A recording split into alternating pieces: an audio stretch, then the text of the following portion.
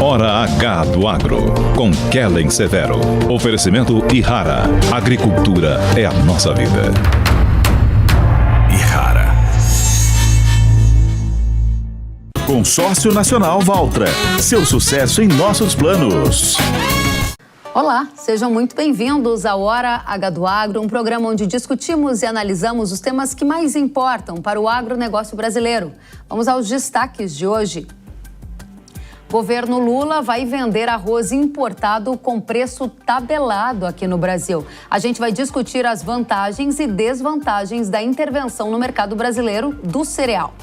E ainda, o trabalho de reconstrução do agro gaúcho e a ajuda de agricultores para o recomeço de famílias após a tragédia. É algo assim que vai ficar marcado na minha história. Eu fiz questão de levar a minha família junto para ver principalmente algo que me enche de orgulho aqui, amigos. Mas o povo reconstruindo. E mais, um especial da meteorologia com as perspectivas para o clima e o agro em 2024. Tudo isso e muito mais no Hora H do Agro, que já está no ar. Nesta semana foi publicada uma portaria para a importação de 300 mil toneladas de arroz pela Conab, a Companhia Nacional de Abastecimento. A expectativa é que a aquisição custe até 1 bilhão e 700 milhões de reais. O produto vai ser destinado para pequenos varejistas, supermercados, hipermercados, atacarejos e estabelecimentos comerciais e deverá ser vendido com o preço máximo de R$ 4,00 o quilo. No total, a Conab deverá importar 1 milhão de toneladas do cereal. O programa Hora H do Agro teve acesso à embalagem que o governo federal irá utilizar no arroz comprado pela Conab. É como se fosse um selo em que é colocado aquele selo nas embalagens e ele vai ser comercializado nos supermercados. Na prática, o governo faz uma espécie de propaganda desse arroz. Veja que no topo da embalagem é possível vermos a mensagem, abre aspas, adquirido pelo governo federal. Embaixo há o logotipo da Conab, a Companhia Nacional de Abastecimento, e o valor máximo de comercialização que foi fixado pelo governo em R$ 8,00 por 2 quilos de arroz. Alguns especialistas afirmam que a medida é populista e é uma intervenção no mercado. A gente vai tratar disso em detalhes, mas antes vamos acompanhar o que disse o ministro da Agricultura, Carlos Fávaro. Ele explicou que esse arroz a R$ 8,00 2 quilos vai ser, sim, subsidiado pelo governo. Confiram. E o leilão vai estar aberto para todo mundo, quem quiser vender para o Brasil. Eu acho que daí o próprio Mercosul vai ter consciência que se ele quiser especular, vai vir de outro lugar. Então os players do Mercosul devem vender um pouco disso, tenho certeza. E aí imediatamente começa a chegar. O arroz vai chegar com a embalagem com preço destinado, porque tem uma subvenção do governo. O governo está fazendo isso para controlar o exagero de preço, a especulação financeira de 30%, 40% em 30 dias. Não é concebível uma situação como essa, e ele deve chegar nas gôndolas dos supermercados, eu acredito, a partir de 30, 40 dias já está chegando.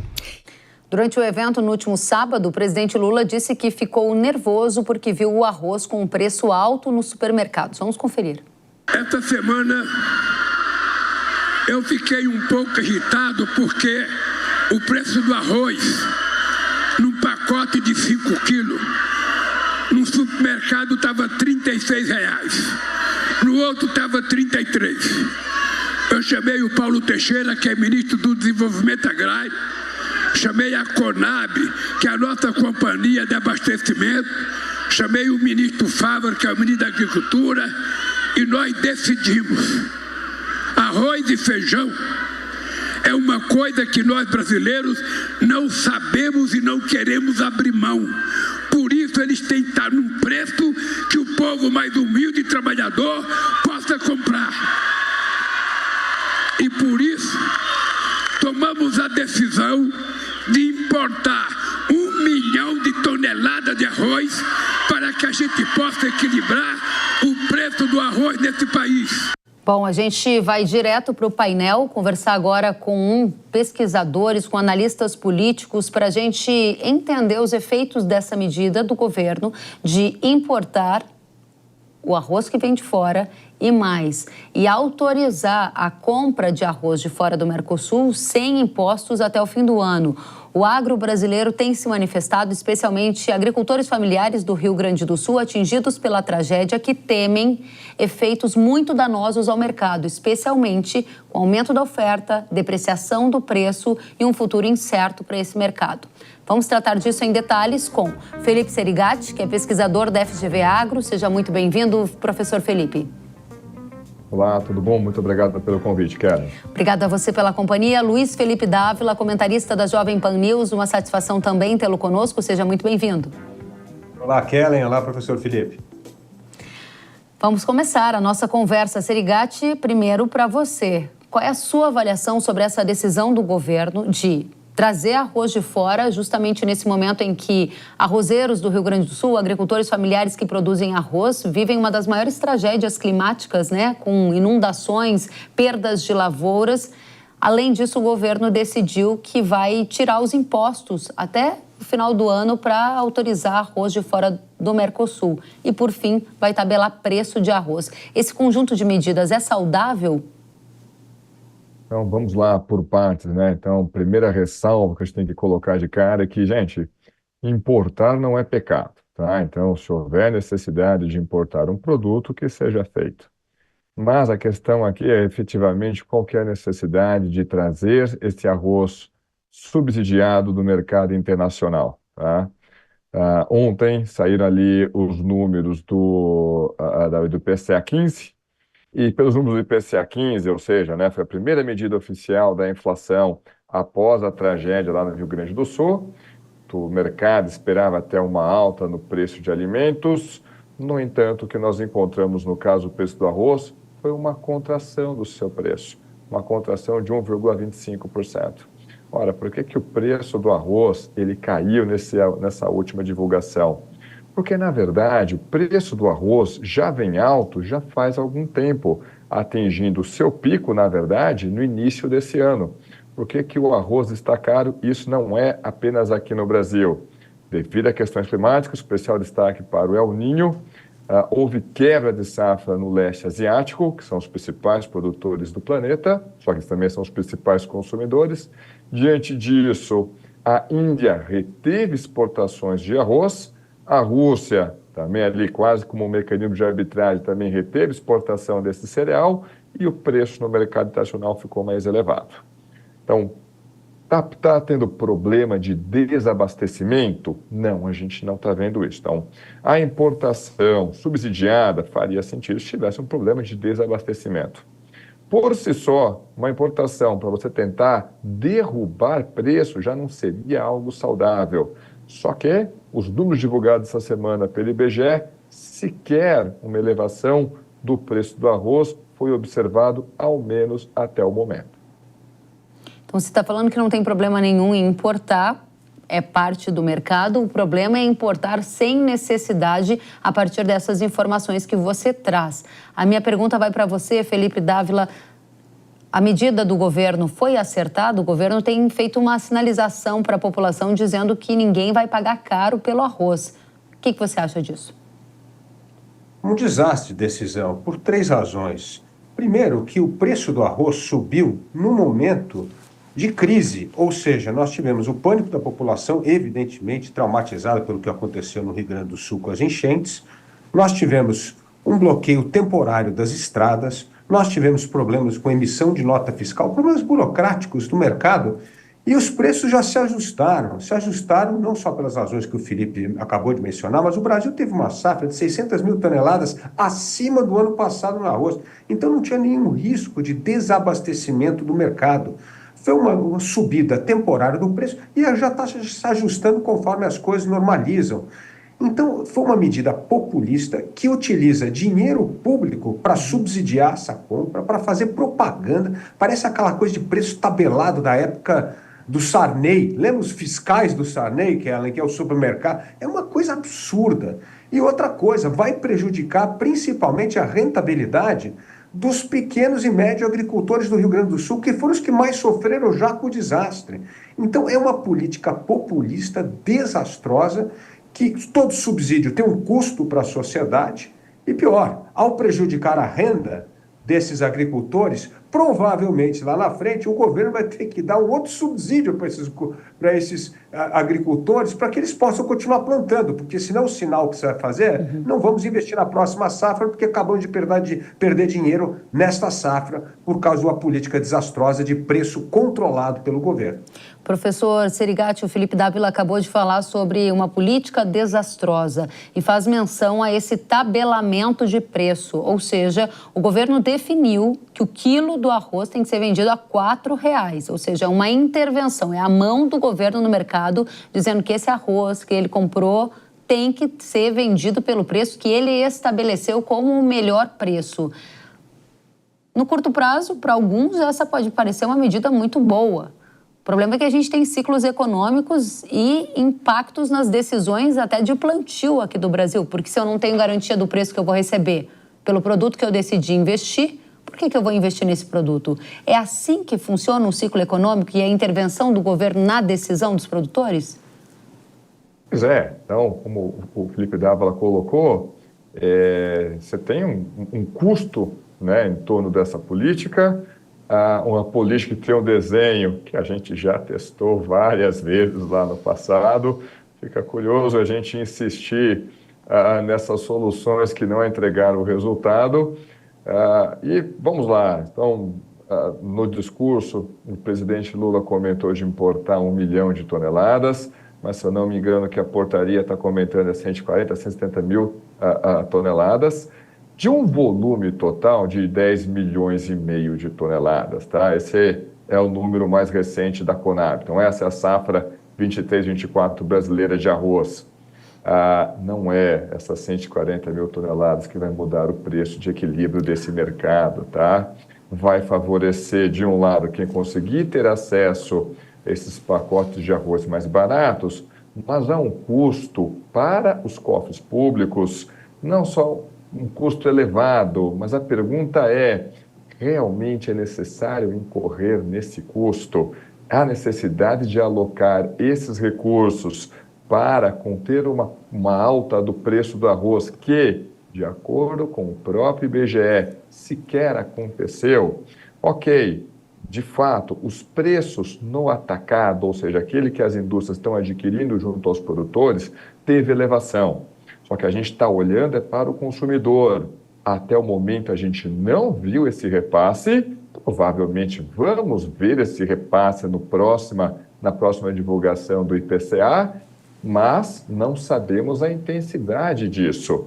Então você tem lá um instrumento que é defasado, já está obsoleto, que é essa de tabelar preço, num volume que provavelmente não vai fazer diferença para o volume total do mercado, alocando recursos públicos que talvez fossem mais bem aplicados se fosse utilizado justamente para socorrer esses produtores para que, no próximo ciclo, eles tenham condições de produzir uma boa safra, transformando esse choque adverso em um choque temporário. Muito importante esse ponto que você aborda, professor, e eu gostaria de continuar aprofundando nele com você, Dávila. O professor Serigati está dizendo, nós temos uma produção em torno de 10 milhões e meio de arroz aqui no Brasil e a intervenção que o governo pretende fazer é uma importação de 1 milhão de toneladas. Isso dá cerca de 10%, né, do que é produzido. Só que esse volume vai sendo internalizado aos poucos. Isso, de fato, não afeta o preço, mas afeta a expectativa do agricultor de que ele pode decidir por uma cultura, mas a qualquer momento pode haver uma intervenção mais forte que mude efetivamente o preço. O que você acha, Dávila? Eu vou dizer o que o ministro estava dizendo aqui na sua abertura do seu programa, ele dizendo que há uma especulação do mercado. É uma coisa inacreditável. Um desequilíbrio temporário passa a ser uma especulação no mercado. A esquerda tem essa visão de que o mercado é um jogo de soma zero. Se um está ganhando é porque algum ganancioso na outra ponta está ganhando muito. E isso é não compreender o funcionamento do mercado. Desajustes temporários ocorrem, ainda mais no caso do Rio Grande do Sul. Agora, o Brasil já gasta, Kellen, 500 bilhões de reais por ano com subsídios. É uma coisa inacreditável e muitos desses subsídios não têm nenhum impacto, resultado na ponta. Então, isso aqui é uma verba de marketing para marquetear em cima da desgraça alheira e prejudicar o pequeno e médio produtor, a renda do pequeno e médio produtor do Rio Grande do Sul, aquele que mais precisa ajuda. Me lembra uma frase do ex-presidente americano Ronald Reagan que diz o seguinte: quando o mercado funciona, a primeira coisa que o governo faz é taxar. Se taxar e continua indo bem, ele regulamenta. E se depois de regulamentar e taxar continua indo bem, aí o negócio quebra e o governo subsidia. Essa é a lógica do governo atual. Muito obrigada, Felipe. Felipe Serigatti, agora para você a pergunta.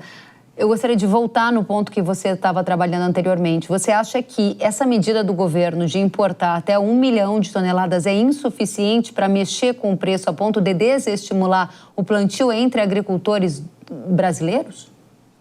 Eu acho que tem outros desafios que os produtores vão encontrar mais adiante, né? Então, houve produtores que perderam instalações, perderam uma parte da safra que talvez fosse colhida, ou seja, mobilizou capital e não vai ter o retorno.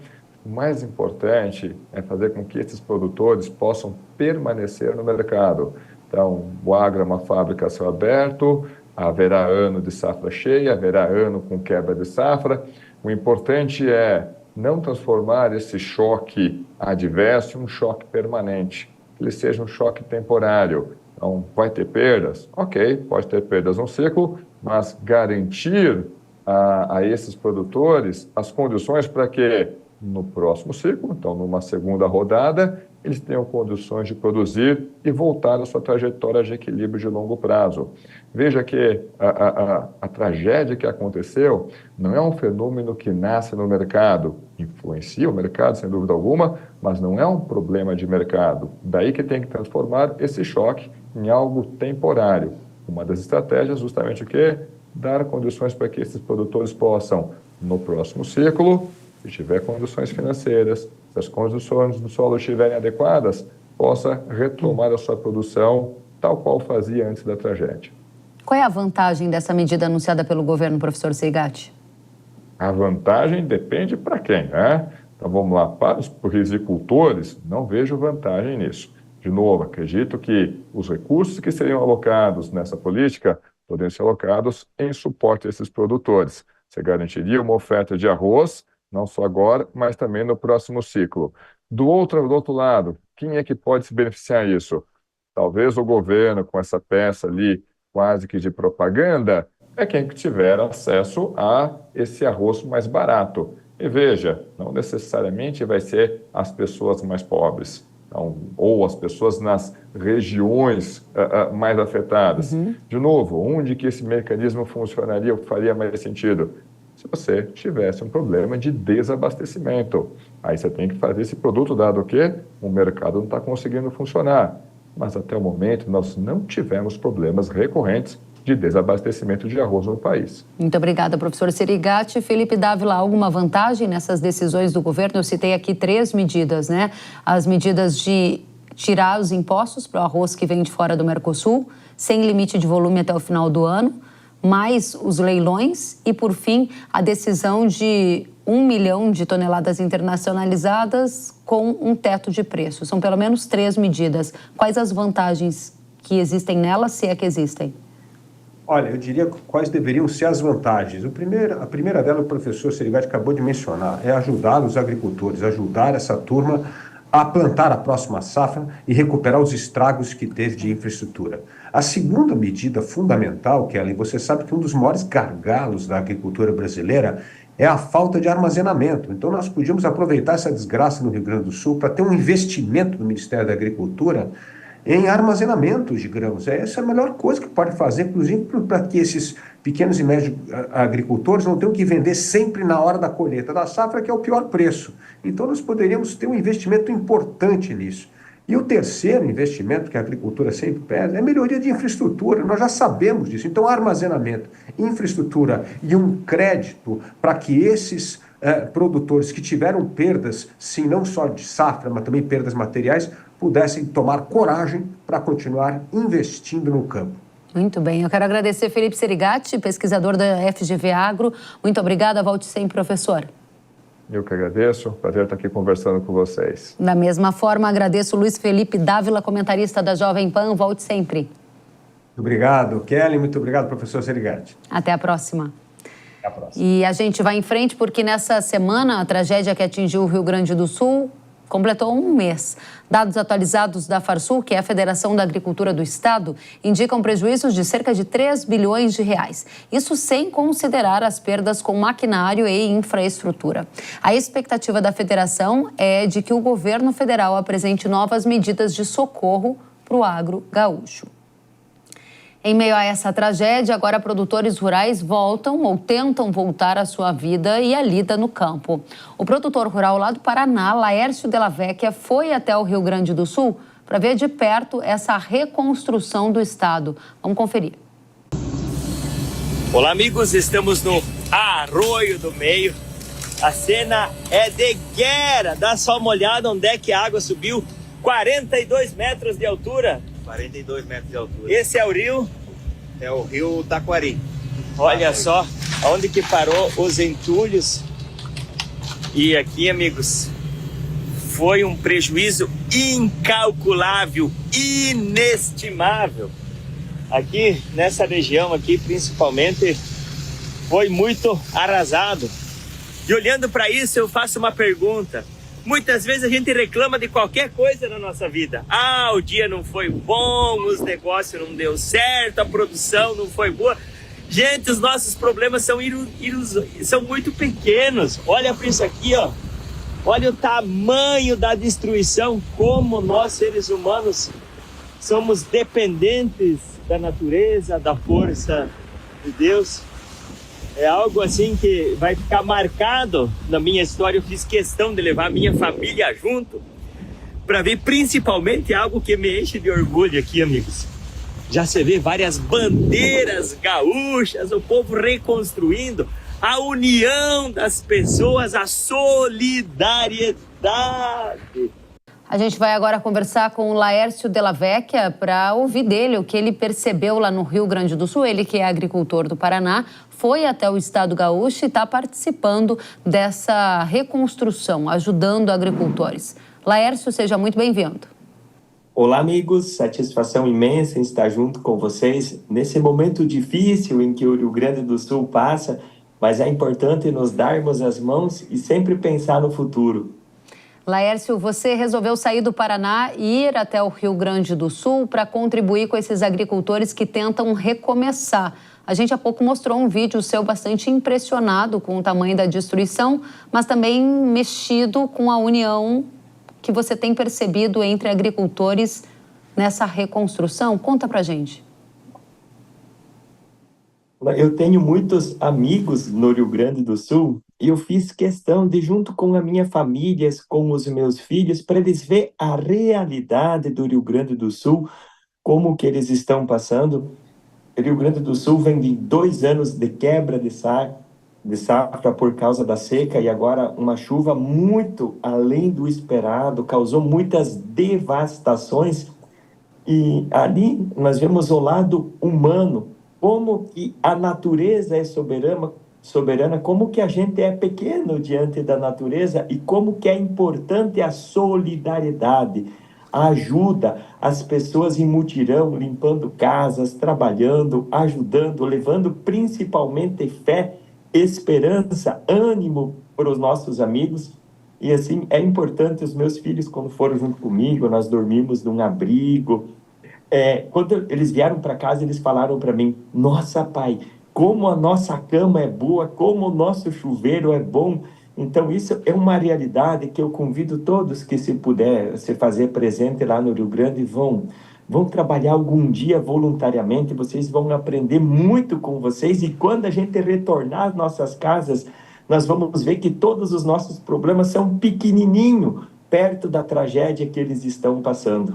Essa tragédia, que é muito dolorida para quem está tentando se reerguer, ela precisa virar um capítulo virado na história à medida em que os agricultores encontrarem ânimo e também suporte para reconstruir. Quais foram as histórias que você viu? O que está acontecendo na prática? Essas pessoas estão conseguindo dar um passo adiante para tentar retomar na produção de leite, para tentar reorganizar a produção de grãos? Como é que está esse processo?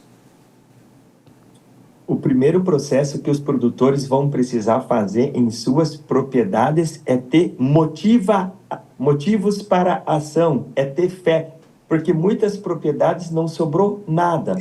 Você tem a nata da terra, toda a terra fértil foi levada embora, tem buraco no meio da lavoura, vai ter que iniciar-se um sistema convencional para juntar carro, pedra, pedaços de casa, escombro no meio das lavouras.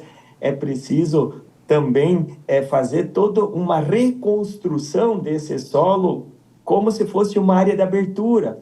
Eles estão com muita dificuldade de crédito. Eles já vêm de 2 anos de muito difícil. Eles plantaram muito tarde esse ano, porque o que aconteceu? Eles tiveram fortes chuvas lá em novembro e o plantio foi próximo ao Natal, ao Ano Novo. Então, infelizmente, pegou muito soja na lavoura, pegou milho para silagem nas lavouras.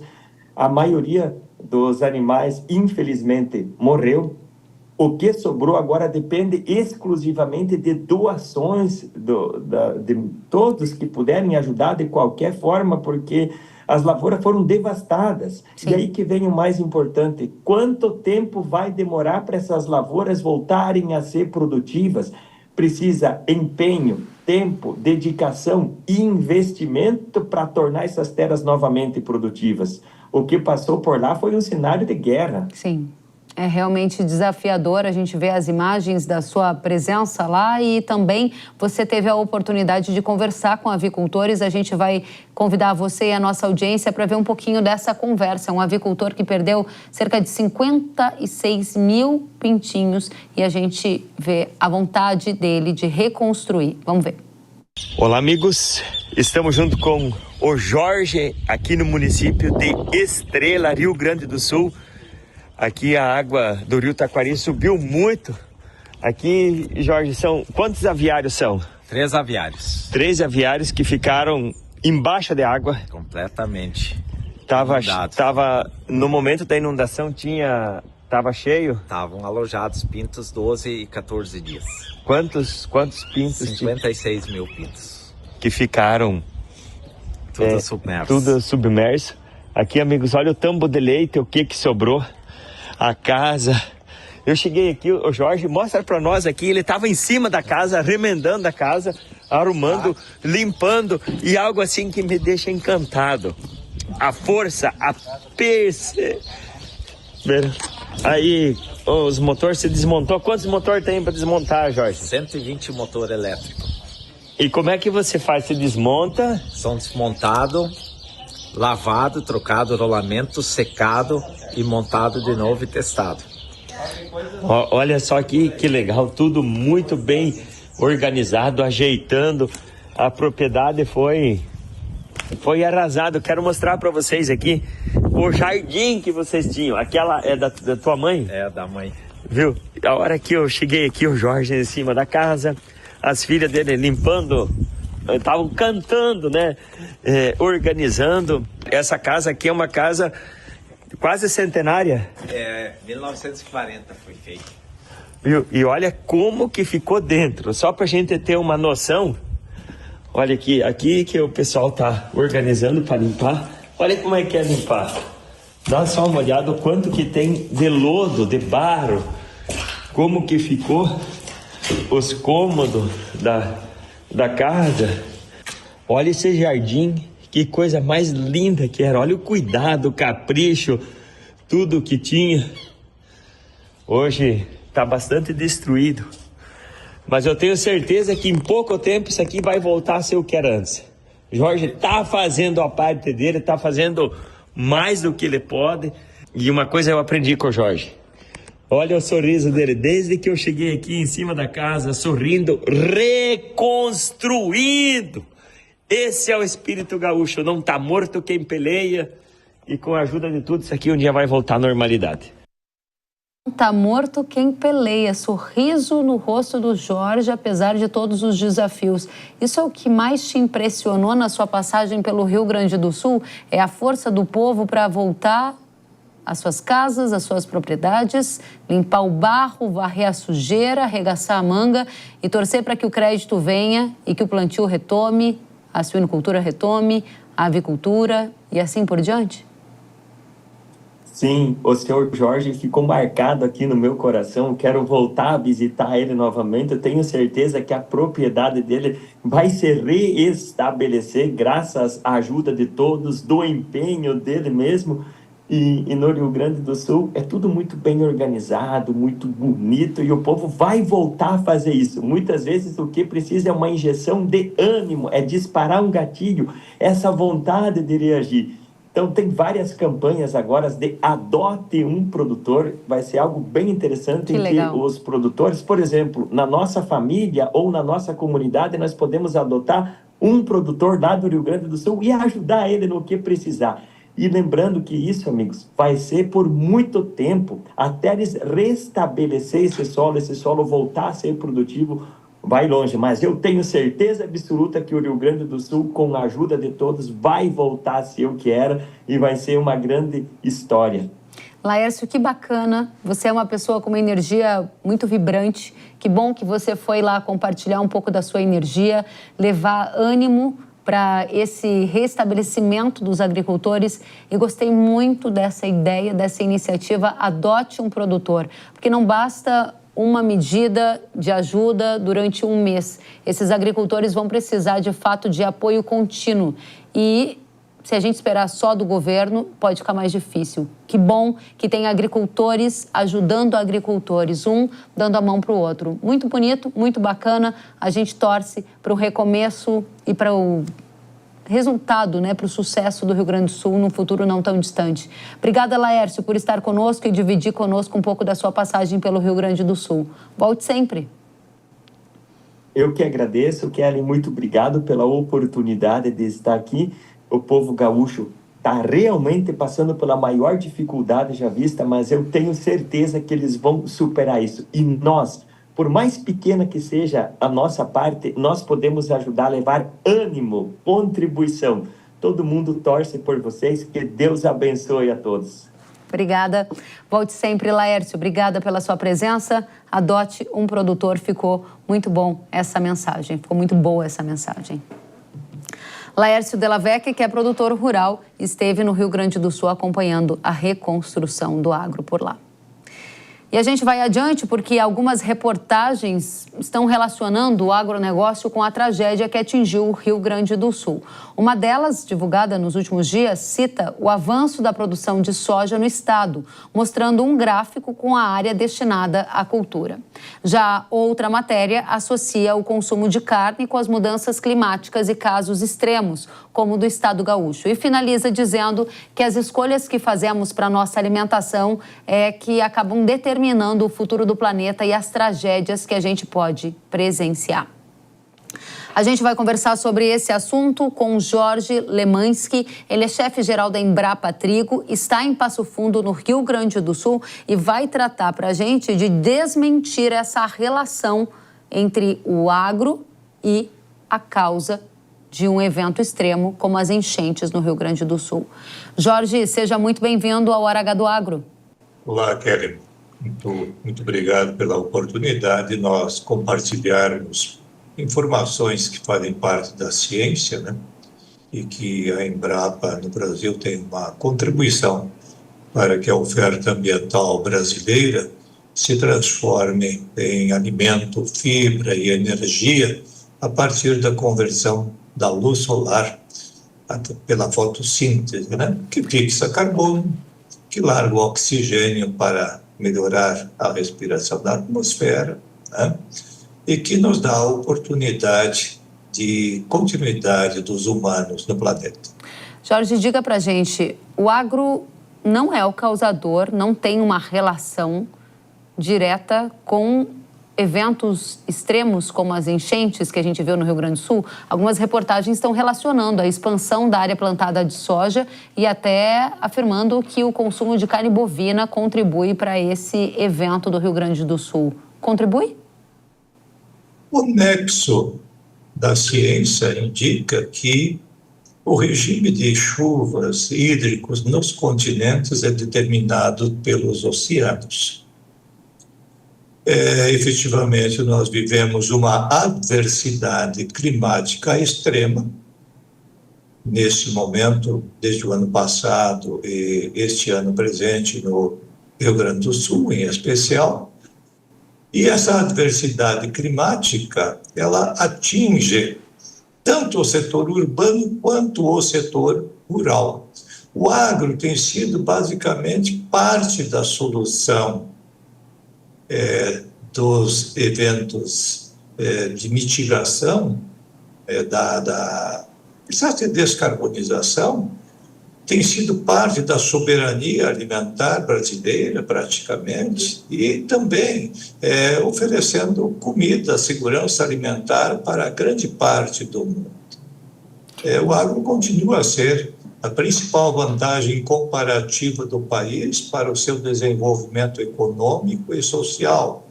Este ano, que em estudo realizado pela Embrapa de 1971 a 2021, indicou que a cesta básica no Brasil, pela maior oferta de alimentos, caiu 43,5%. Estudo recente da Exalc publicado diz que se aproxima na ordem de 70% nos últimos 70 anos. Né?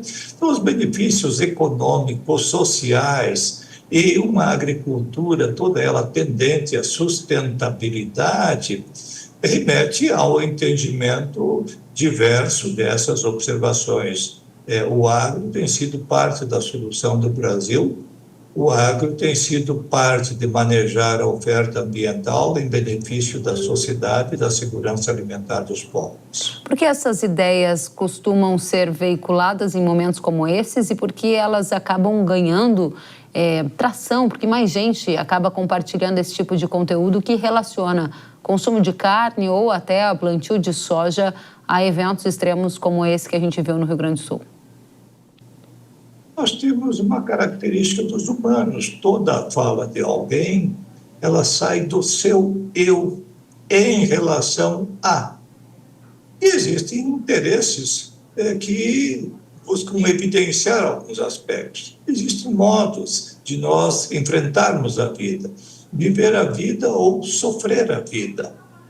E existem as formas daqueles que, ao ocorrer um problema, tratam de avaliá-lo, de dimensioná-lo e de como superá-lo. Existem outros modos de viver que a primeira coisa, ao invés de se buscar soluções, vai se buscar culpados. Nós temos o compromisso como empresa pública de Estado de gerar soluções para o Estado, de balizar termos para as políticas públicas de um país que tem a aptidão e tem servido como um grande contribuidor com alimentos para o mundo. Veja, de 84 a 2001, 17 anos, nós saímos de 58 milhões de toneladas de grãos para 100 milhões. Em 17 anos, em 14 anos, nós saímos de 100 para 200 milhões de toneladas de grãos. Em 8 anos, nós saímos de 100 para 300, de 200 para 300 milhões de toneladas. E vamos aí, em 5 anos, estar acima de 400. Nenhum país do mundo fez esta revolução e contribuição para a segurança alimentar e a cultura da paz, como é falado pelo nosso ex-ministro Roberto Rodrigues. É uma epopeia, é algo gigantesco que esse país tem feito em favor das sociedades urbanas e em favor também da alimentação e segurança de outros países. E é importante o impacto que todo esse trabalho da agricultura causa em favor dos municípios. Cada real que cresce a renda agropecuária no campo, na lavoura, cresce em 67 centavos a receita no caixa das prefeituras. Cada real que cresce a renda agropecuária no campo, cresce em 1,07 a renda não agropecuária na cidade. Não existe atividade mais inclusiva que o agro feito no Brasil nessas últimas 5 décadas. Então, este é o olhar de quem busca identificar, diagnosticar o problema. E nós temos, sim, tecnologias, acúmulo de conhecimentos no país para recuperar áreas degradadas e transformá-las em alimento para as pessoas, de modo sustentável, pela diversificação de cultura, pelo plantio em contorno, pelas práticas de terraceamento, segurando a água onde ela cai, que evita justamente aspectos de reduzir os fluxos de água das inundações que ocorrem. E o agro ocupa, no máximo, para grãos e reflorestamento, 9% da área do Brasil. E contribui, então, com todos esses benefícios, seja para soberania nacional em termos de alimentação, seja para a segurança alimentar de muitas pessoas no mundo, seja pela oferta de emprego. Muito bem. Jorge, está muito claro a sua mensagem. O agro é parte da solução e não o culpado por eventos climáticos extremos como esse que aconteceram no Rio Grande do Sul. Muito obrigada, Jorge, pela sua presença conosco, por trazer uma visão importante sobre este tema. O Jorge, que é presidente, ou melhor, chefe-geral da Embrapa Trigo. Volte sempre, Jorge. Até a próxima. Obrigado, Kellen. Um abraço a todos. E esse é um momento de convergência de esforços, né, para que a gente supere as dificuldades. É só com convergência e não com divergência que nós mais cedo restabeleceremos as condições mais humanas para grande parte da população gaúcha. Obrigada, Jorge. Boa reconstrução para vocês aí no estado gaúcho. E depois do intervalo, você vai ver uma entrevista com o PhD em meteorologia, Luiz Carlos Molion. Nós vamos saber o que esperar da previsão do tempo, do clima, para 2024. Inverno, verão, que vem por aí. É já já, eu espero você.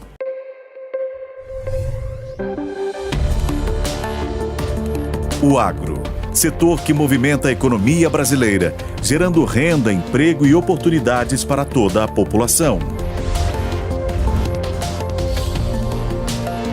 Hora H do Agro, com Kellen Severo.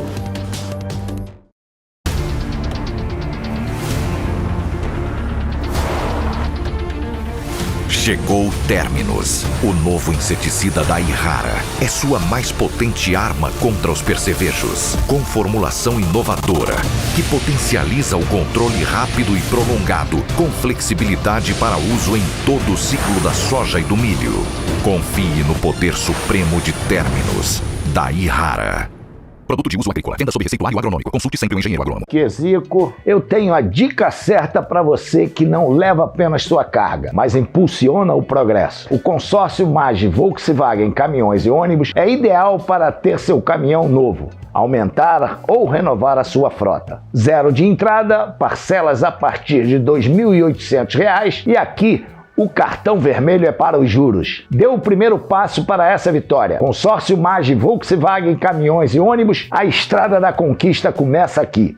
Sabia que o Brasil é um dos maiores produtores de soja e milho no mundo? Esse mercado movimenta mais de 70 bilhões de dólares anualmente e tem muitas oportunidades. Com o curso de comercialização de soja e milho da NIL, você aprende a negociar preços em bolsas internacionais e proteger seu capital. O professor João Birkan tem mais de 60 anos de experiência e vai te ensinar como ganhar dinheiro no agronegócio. Quero garantir uma taxa melhor do dólar para daqui a 12 meses. Esse curso é ideal para você que quer trabalhar com trading de soja e milho no mercado financeiro e para você que é produtor e quer potencializar os lucros com sua safra. Ingresse no setor que mais cresce no Brasil. Acesse nilcursos.com.br e inscreva-se.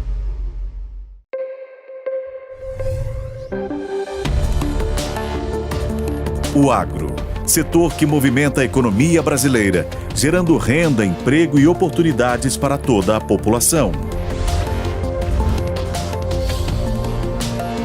Hora H do Agro, com Kellen Severo.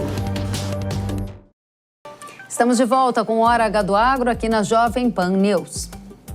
A tragédia no Rio Grande do Sul está completando um mês nesta semana e dados do INMET, que é o Instituto Nacional de Meteorologia, mostram o quanto choveu no estado neste mês de maio. Cerca de 900 milímetros em algumas regiões, bem acima da média para o período. Por outro lado, outras áreas do país, como parte do centro-oeste, tiveram um tempo mais seco, que inclusive afetou lavouras de milho segunda safra. Qual vai ser a previsão climática para 2024? A gente vai ouvir agora Luiz Carlos Molion, PhD em meteorologia, para trazer as perspectivas para o curto, médio e longo prazo. Primeiramente, seja muito bem-vindo, professor Molion. Obrigado, é uma satisfação estar com vocês nesse dia. Diga para a gente, professor, o que a gente pode esperar daqui para frente? A gente viu que a Agência Climática Norte-Americana, NOAA, indicou que a gente vai ter um fenômeno Laninha no fim do ano. Essa também é a sua expectativa, a sua leitura de que isso vai acontecer? Que tipo de impactos a gente vai ter? Realmente, o Oceano Pacífico está se esfriando, né? E não tenha dúvidas que as águas vão ficar frias. Porém, quando falam, então, de Laninha ou El Niño, se esquecem que existe a contrapartida atmosférica. Quer dizer, se a água está quente, El Niño, mas a atmosfera tem que responder a isso com um abaixamento da pressão atmosférica. O fenômeno completo nós chamamos de ENOS, El Niño, oscilação sul. Então, se a atmosfera não responder, não tem impacto na nossa distribuição de precipitação. Eu fiz um estudo estatístico desde 1951 até o presente, que mostra que em apenas 60% dos casos, ou seja, água quente, a atmosfera responde, água fria, Laninha, a atmosfera responde.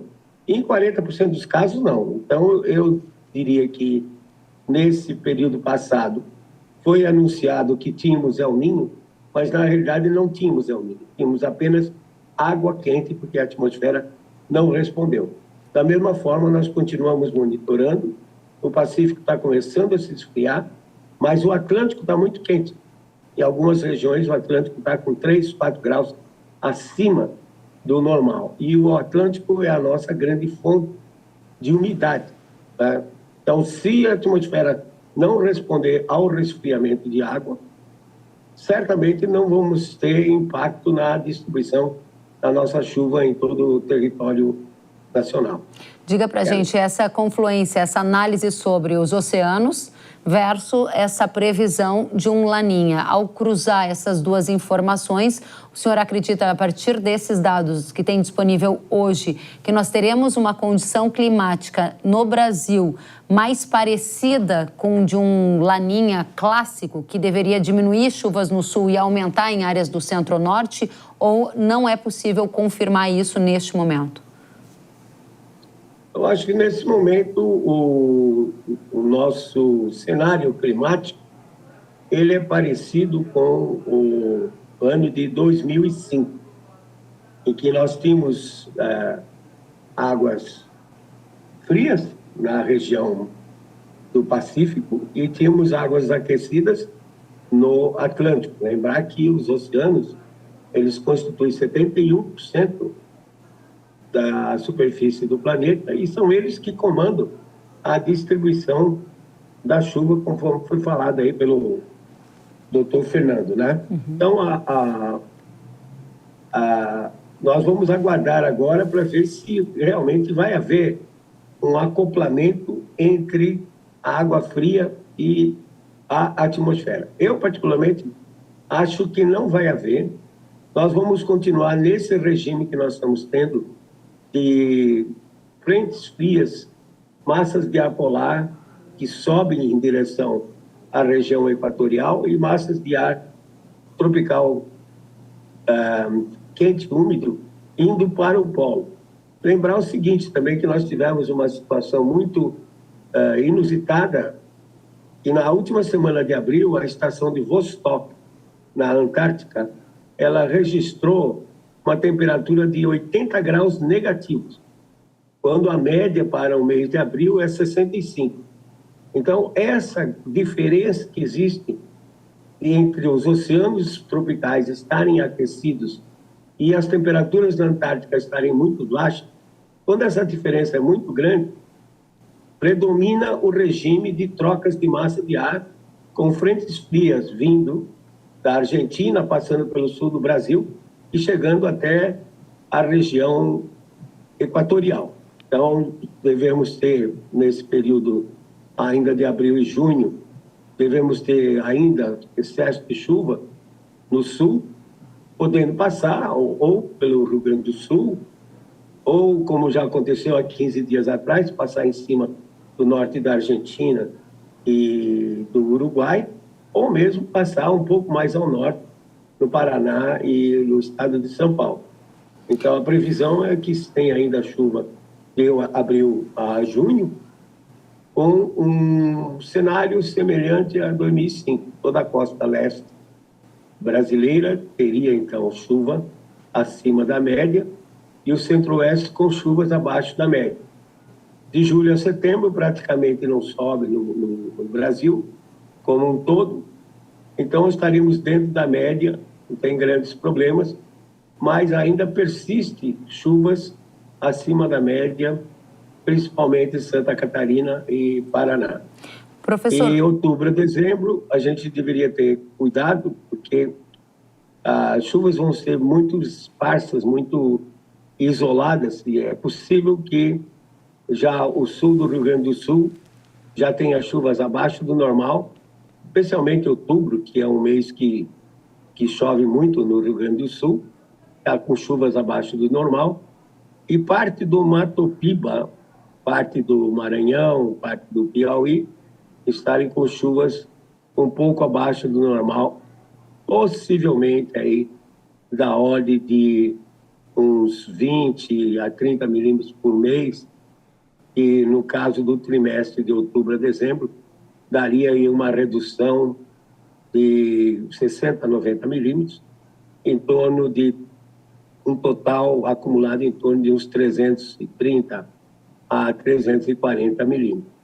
E ainda temos uma perspectiva para janeiro e março de 2025, em que teríamos, então, chuvas bem abaixo da média no sudoeste gaúcho e norte da Argentina, o que é muito ruim, porque a Argentina é o terceiro maior produtor de soja do planeta, e se tiver esse período de crescimento das plantas, tiver chuvas abaixo do normal, novamente eles vão ter quebra na safra. Lembrar que no ano passado, em 2023, houve uma quebra de cerca de 50% da safra argentina. Eles partiram num pressuposto de 50 milhões de toneladas, e alguns dizem que colheram apenas 21 milhões, 24 milhões. De qualquer forma, 50% na quebra. E esse ano também eles estão bastante prejudicados com relação ao clima.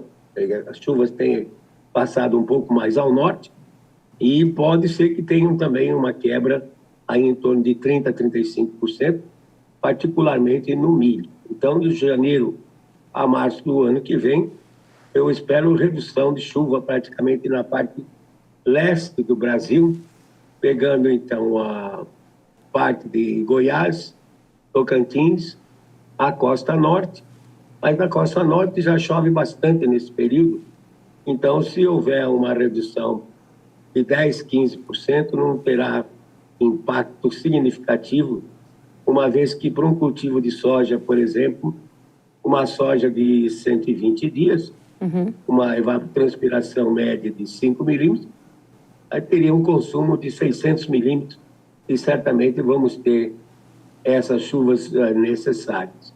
Professor... Eu, particularmente, não vejo tão grandes problemas para a situação da distribuição de chuva, mesmo com esse resfriamento de água. Como eu disse, se a atmosfera não responder ao resfriamento, se não houver um aumento da pressão atmosférica em cima da água fria, então não tem impacto nenhum.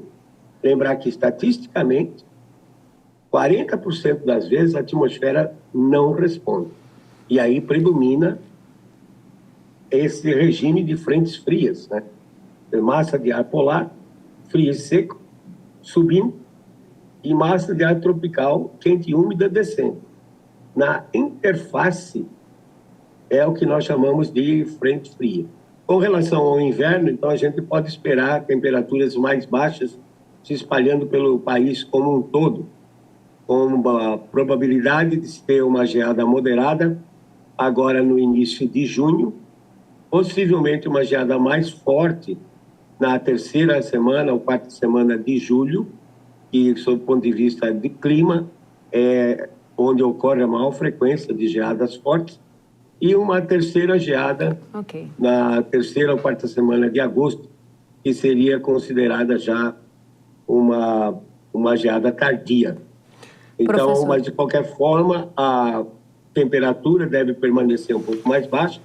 Isso faz com que as plantas desacelerem o metabolismo, e uma soja de 120 dias, por exemplo, pode virar uma soja de 130, 135, em função de ter o metabolismo mais baixo, em função da temperatura do ar estar um pouco mais baixa.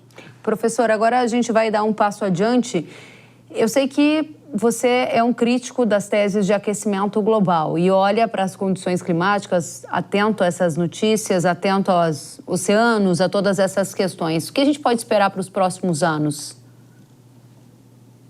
Para os próximos anos, a tendência é de se ter um ligeiro resfriamento. Aparentemente, existe um ciclo de cerca de 30 anos de aquecimento e cerca de 30 anos de resfriamento. Existe um ciclo com um total aí de 60 anos, o que para a vida humana é bastante grande, né, esse ciclo. Então, nós temos um período de 1916 a 1945, que houve um aquecimento, e nesse período praticamente não se consumia petróleo, CO2, que era lançado na atmosfera, era ínfimo. Tivemos um resfriamento significativo de 1946 a 75, que aqui no Brasil foi encerrado com aquela famosa geada negra, de dia 18 de julho de 75, que, por exemplo, Guarapuava registrou temperatura de 10 graus negativo. Depois tivemos um aquecimento natural de 76 a 2005, e agora lentamente está havendo um resfriamento. Como eu mencionei, a Antártica registrou um recorde para abril, quer dizer, nunca tinha sido observada uma temperatura tão baixa desde que a estação foi aberta em 1957, o ano geofísico internacional. Então, a tendência vai ser, nesses próximos 10 anos, possivelmente até o ano 2034, 2035, que nós deveremos ter um El Niño forte nesse período. Vai haver, então, essas trocas de massa de ar. Vai predominar a troca de massa de ar com massa de ar polar, varrendo o país como um todo, e, como eu disse, na interface entre a massa de ar polar e a massa de ar tropical quente e úmida, nós chamamos isso de frente fria. Então, normalmente, as pessoas vão ver nas notícias, né, nos telejornais, uma frente fria e tal. Esse vai ser o regime que deve perdurar nesses próximos 10 anos, até possivelmente 2034, 2035. Muito bem, professor. E, de uma certa forma, isso vai ser ruim para os países fora dos trópicos, particularmente países produtores de grãos, como os Estados Unidos, China, e aqui no hemisfério sul, a Argentina, mas infelizmente também a região sul do país, até os contrafortes aí da Mantiqueira, sul de Minas, devem passar por invernos mais frios. Ok. Professor Luiz Carlos Molhon, muito obrigada por trazer para a gente a sua visão dos fenômenos climáticos que estarão presentes nos próximos meses e até anos, com impactos na agricultura, não só do Brasil, mas de outras regiões do mundo. Molhon, que é PhD em meteorologia, muito obrigada pela companhia. Até a próxima. E agora eu tenho um recado para você. Prepare-se para conhecer o verdadeiro controle de nematóides. Trunenco é o mais novo lançamento para tratamento de sementes da Yara, que veio para proteger as lavouras desde o início do ciclo. Trunenco é um produto biológico que conta com bactérias que colonizam as raízes da planta e repelem os nematóides, formando uma verdadeira colônia de proteção nas sementes. O bionematicida é a novidade de maior espectro do mercado, o qual controla com eficiência diversos nematóides. Tudo Tudo isso com baixa dosagem, que propicia para você mais praticidade e rendimento no manejo. A inovadora formulação FS Bio de Trunenco ainda é compatível com fungicidas e inseticidas, promovendo uma proteção completa para a sua lavoura. Conte com o Trunenco, uma colônia de proteção já na semente. Acesse irrara.com.br ou aponte o celular para o QR Code que está na sua tela e saiba mais. Muito bem, o Hora H do Agro de hoje fica por aqui. Obrigada pela companhia de todos. Até a próxima. Tchau.